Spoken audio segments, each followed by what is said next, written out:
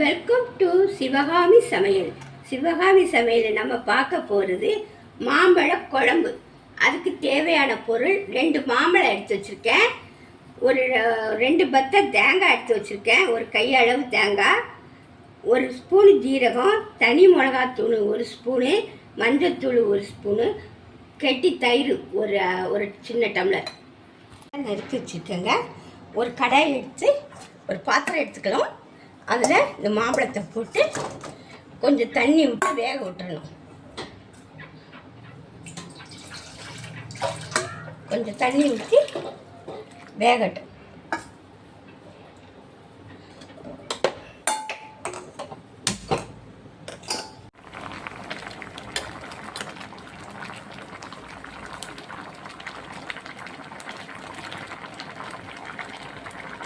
கொஞ்சம் வேகணும். இந்த டிஷ்ஷுக்கு தேவையான உப்பு போட்டுக்கிறேங்க. இப்போ நல்லா வெந்துச்சு பாருங்கள். இப்போ அதோட இப்போ கொஞ்சம் குறைஞ்சிருக்கு.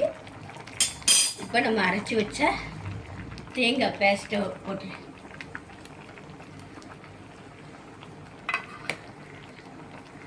பாருங்கள். தேங்காய் போட்டு நல்லா கொஞ்சம் கொதி வரட்டும்.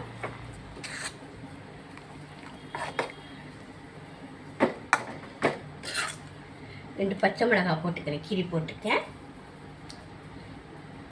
உப்பு காணுமான்னு பார்த்துடுங்க, பார்த்துட்டு போடணும்.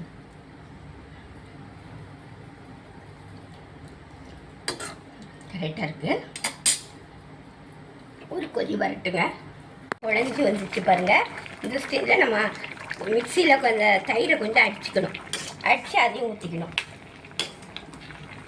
இது புளிப்பு இனிப்பு சுவையோடு இருக்கும். இது நாகர்கோவில் எங்கள் ஊர் சைட்லலாம் இதை மாம்பழ குழம்புன்னு சொல்லுவாங்க. கேரளா சைட்லலாம் இதை வந்து மாம்பழ புளிசேரின்னு சொல்லுவாங்க. இது மாம்பழ சீசனில் எங்கள் வீட்டில் அடிக்கடி இந்த குழம்பு செய்வோங்க. இது தயிர் சாதத்துக்கு சாம்பார் சாதத்துக்கெல்லாம் தொட்டுக்கிறதுக்கு சூப்பரான ஒரு டிஷ்ஷுங்க. இப்போ ஒரு தாளிப்பு கொடுத்துட்டு காட்டுறேங்க உங்களுக்கு.